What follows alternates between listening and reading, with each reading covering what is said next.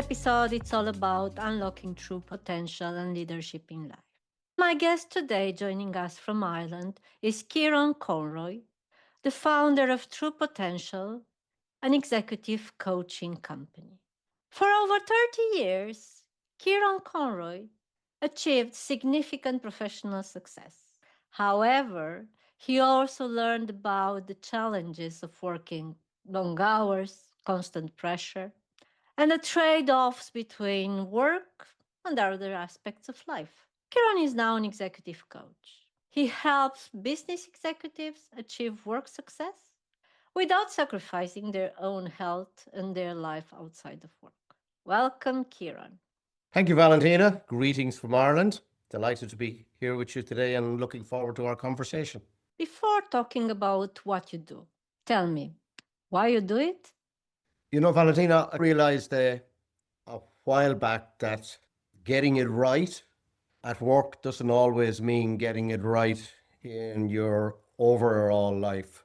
Many leaders, myself included, were ticking all the right boxes professionally, but inside feeling drained and disconnected.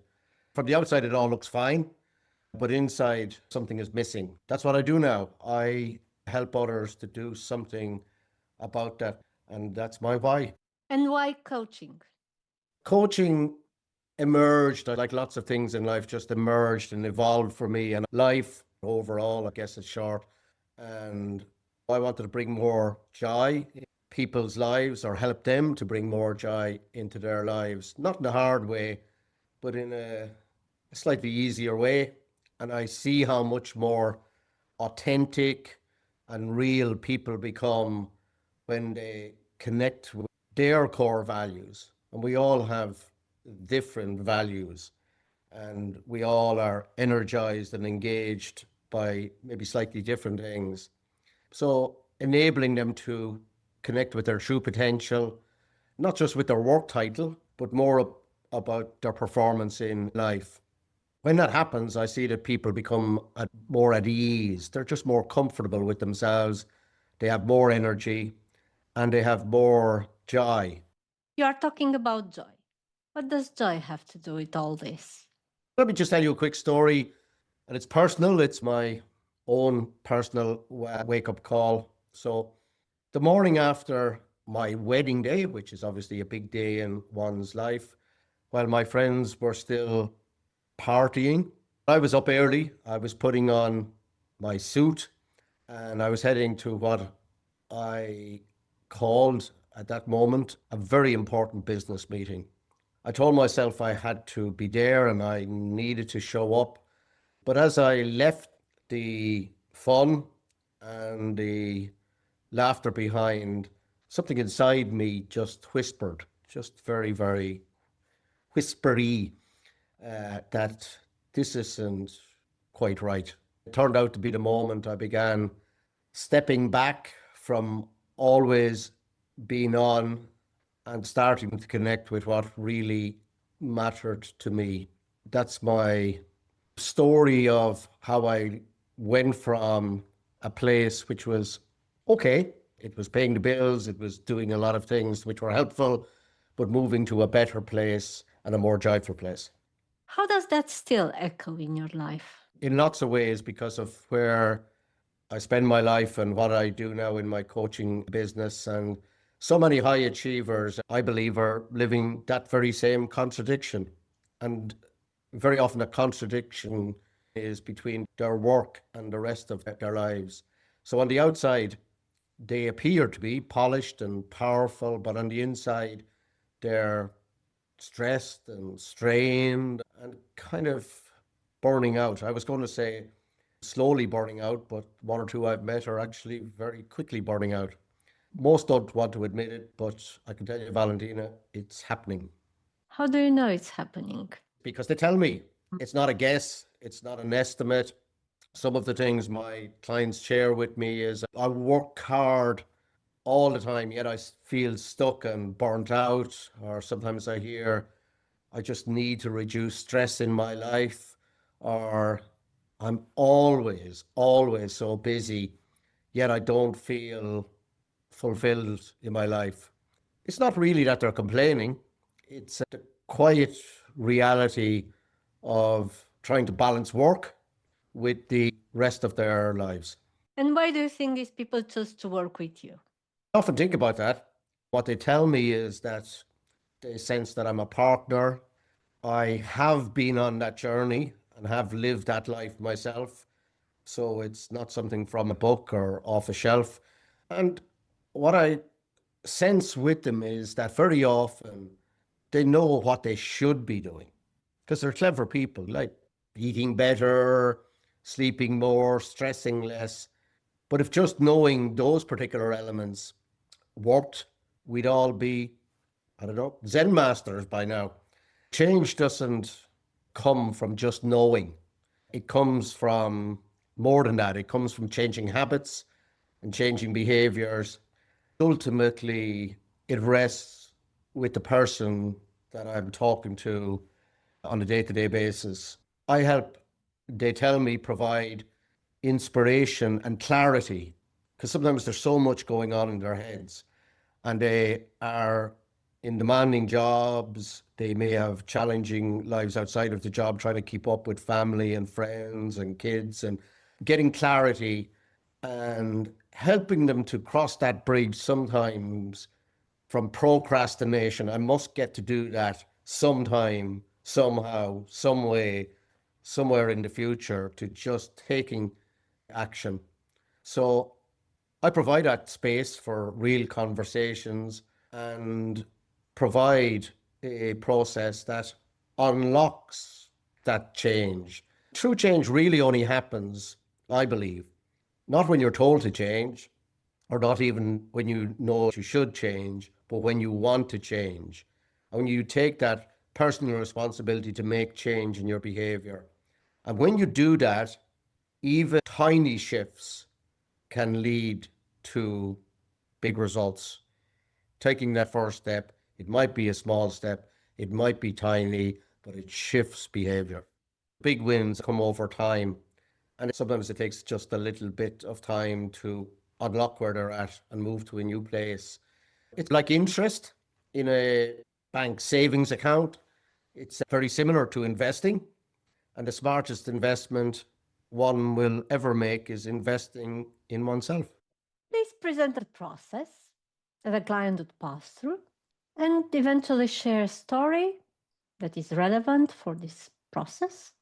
The process that I have is the power of three. The three elements that I very often work with is, first of all, number one is determining a meaningful purpose. Like, why are they doing this? What is their purpose in life? What does it all mean? And then when we've created that, that takes a little bit of time. I'm making it sound easy, but it takes a little bit of time to really get to that. Number two is to have the energy and optimize the energy to create that meaningful life. And number three is to understand that life doesn't go in straight lines and it's not necessarily easy. So the third thing is to be resilient to what life throws at you, because we can plan all we like, but sometimes some other higher being looks down and smiles because we can't control everything. The example that you requested is a client of mine, a senior executive, a leader in the business. Everybody admired her. She appeared to be doing well. She had a big title in the job. But actually, inside, she was, her words, just fried. She would get very little sleep. She was constantly under stress. So we sat down. We had to calm things down over a session or two where thinking became a little bit easier, correct thinking. So we worked on clarifying her purpose in life, and we ended up with a sentence. She wanted better, not more. She had actually believed that doing more, earning more money, getting more physical things was wonderful, but she had come to the end of that road. She wanted better for herself and her family. And she stopped running her calendar like a 24/7 train station, always on. And she started protecting her own time. She actually ended up saying no more often because she was saying yes to everything. She made time for exercise, for rest, for her family, and most of all, for herself. She also had a breakup in her life. This was actually a very happy breakup because she broke up with her mobile phone, right? She actually decided not to go to bed with her iPhone anymore. So she gained more energy. Then we worked on her resilience, and she started to make tiny habit changes that would keep her going on tough days because she had a very pressurized job. And now she's thriving. From what you're saying, it seems that this process of coaching is really working. All good, but people say coaching is quite expensive. How do you respond to that? Who says that, Valentina? There are people I've heard say that as well, so I'm only kidding with you. Most of the people that say that just see it as a cost and as an expense, while coaching is something that you invest in. And the reason you invest in it, that you actually can see the possible benefit. And the starting point might be that you see the benefit, or else the starting point might be that you actually wish to move away from a pain point in your life. Some of the people that come to me say exactly what you said there, because they don't really see the benefit until they get the benefit. I think staying stuck and burnt out and stressed is far more expensive and far more costly because it costs you your health, relationships, and your life. So for me, coaching isn't really a luxury, it's an investment. Before people invest into something, they need to see its value. If one is bringing kids to just a 6 or 8 or 10-year-old birthday party, a value would be to go to kids' play area on a Saturday afternoon. While maybe if you were in business and you wanted to bring an important business partner somewhere, you probably best not bring them to the play area on a Saturday afternoon. You might bring them somewhere else where they perceive it to be of different value.